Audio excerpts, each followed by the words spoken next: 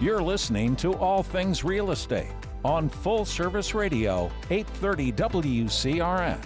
Once again, here's your hosts, Gary Kelley and Brad Avergon. Welcome back to the second half of the show. I'm Gary Kelley. Here at top Bridge Hill in Marlborough, Massachusetts. We're broadcasting on 50,000 watt WCRN radio, AM 830. I wonder if they're going to run the show this week. Who knows? The last time, Ted, who is the magician behind the glass, Magic man. he was on vacation, and the person that was going in didn't run our show. So I don't know if it ever. So who are you? I'm Brad Avergon, Senior Loan Officer with Envision Bank and Mortgage. So Brad, what are you seeing in the marketplace right now? It seems to me, as Sue and I go out doing transactions, we just came off the Columbus Day weekend. We had 3 transactions that came together. We're going to try to see if we can keep them together. Congratulations. It's Thank wonderful. you. Not boasting, but we're happy about that. But we perceive that there is some cooling going on in the marketplace.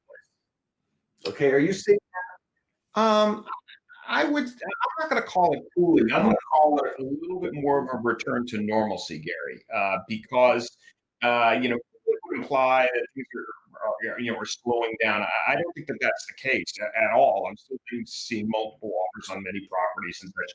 But I do think that the frantic craziness that we were seeing before, where we, you and I talked, I think, a couple of shows ago about an open house we went to, and we happened to go together, and there was a line around the corner. It looked like a Disney ride.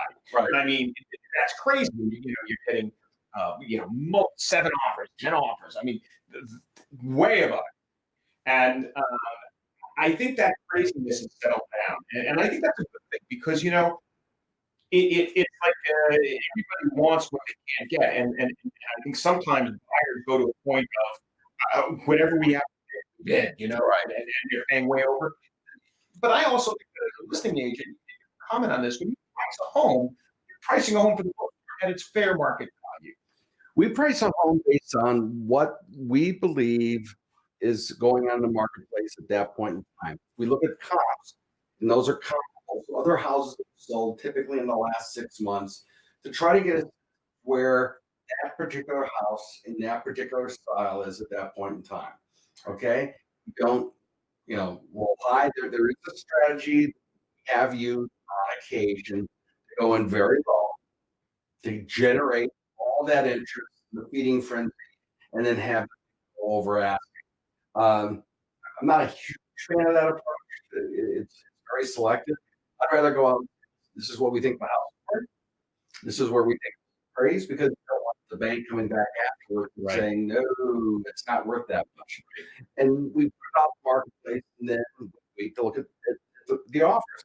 I will tell you that when we look at offers, we look at the actual dollar amount of the offer, obviously. And then we start to look at the terms. Are people doing an inspection? What kind of inspection? Are they going to include lead? They're allowed to do that. But if they specifically say, we're not doing inspection, what that does telegraph to the seller, we're not going to have another round of negotiation after the inspection. Right. The other thing is, typically, unless it's a cash buyer, you're going to have a mortgage contingency. And so when we get an offer, we will tend to call that company and say, okay, we got an offer here from Sally Sweetwater. Looks good, everything else. Tell me more about the buyer. Right. And there have, 90% of the time, it's a conversation that goes, yeah, they're a great buyer, solid as rock. There are times where we get really? They're still looking? They can't buy a house. And that's like, okay, I'm glad I made the call. But those are the things that we look at. We look at the contingencies. We look at closing dates. Do the closing dates meet the needs of the seller? Are there any special terms written in that would be problematic? It's not uncommon for an offer to say it's subject to a mutually acceptable purchase and sale agreement between the buyer and seller's attorney. Right. Okay. So that's okay. That's kind of a standard. We're okay with If there's other terms in there that are weird or bizarre that we haven't talked about, that's a red flag. Right. And so that's what we try to do is go through and look at all that. Now, we've had properties that have had, 30 offers on them. Okay. That's crazy. And what we do is as they come in, we build a spreadsheet. And it allows us to fairly quickly cut through a lot of noise and narrow down to, I'm going to say a few, half dozen, whatever, that we really want to look at. Okay. Because the ones that are, you often get a low ball offer. Mhm. So you're asking $500,000 for a house and someone says, man, I wouldn't pay more than $450 for it. Right. Okay. If all the other offers are up around 500, the 450 one pretty rapidly drops to the ground.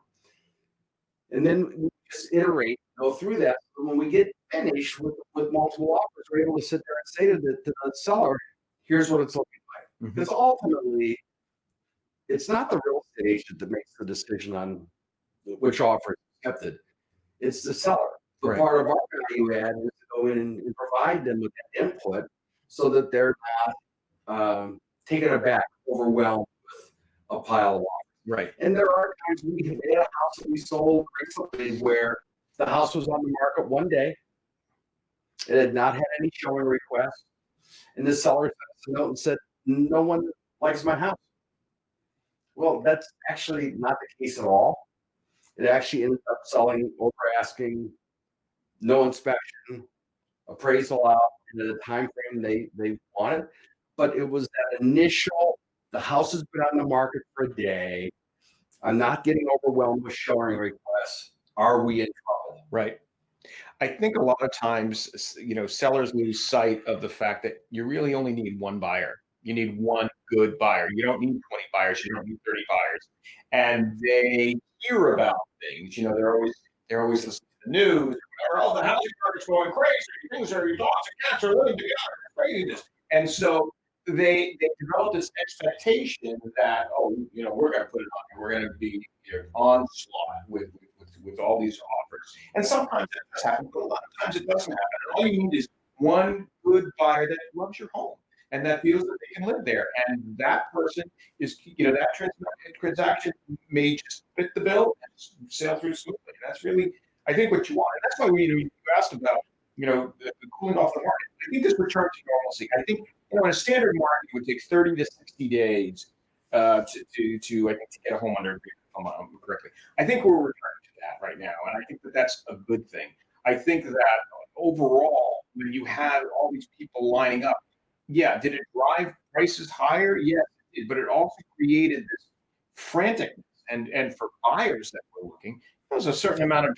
I called it a feeding frenzy. It was absolutely crazy, and I don't know that it was particularly helpful for people because, as you point out, they go out, they look at houses, maybe they offer.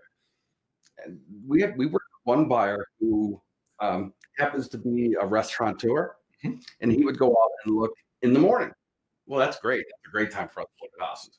And by the time we would call the agent to say, we're going to put in an offer, do you have any offers? And try to get, when do they want to close and all that, the house would be gone. Yeah. And this particular guy was actually okay with that. He understood it, but a lot of people walk away just feeling dejected. Absolutely, and I think it's on both ends. I mean, even sometimes when they win, they feel they lost because they're like, they've had buyer's remorse the day after their offer is accepted because they got caught up in the emotion of bidding higher, and then they feel like they overpaid. They look at the comps and say, oh, why did I pay 20, 30,000, 40,000, 50,000, 60,000 over what the asking price was? Maybe I overpaid, maybe I got caught up. Maybe this is not the right house, and then now we're in a little pickle because they've got another agreement. We had a client that we put an offer for a house over the weekend, and they didn't get it. And it turned out that I called the listing agent and said, okay, you got to give me more than just you guys didn't get selected. And she says the other offer was $30,000 over, your offer.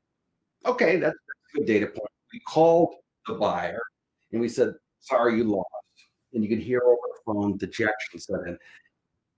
and you lost by over $30,000. Are you kidding me? That's ridiculous. Exactly. And at that point, they were okay with it. They understood. They felt that maybe someone else overpaid for the house, Right. and that was okay with them. But it's a hard thing. So, Brad, again, how does someone reach you? Best way to reach me is via my cell, which is 978-375-5531, or via email at bavergon, that's BAVERGON, at envisionbank.com. And Gary, how do they reach you? I'm Gary Kelley. I am Gary at movewithgary.com. And my cell phone is 508. Stop for a second there. 508. Second, Gary, I'll look at my phone. See what my phone number is. No, my phone's blowing up over there. 508-733-6005. I want to thank Harry. Harry, thank you, Harry. Okay. I want to thank Ted. Thank you, Ted. Hopefully he's not on vacation this time. I want to thank Keith, who does the video. Thank you, Keith. And thank you to our listeners for putting up with us on Sunday morning, 8:30 on 8:30. Thank you. Thanks. Have a great day. You've been listening to All Things Real Estate on Full Service Radio, 830 WCRN.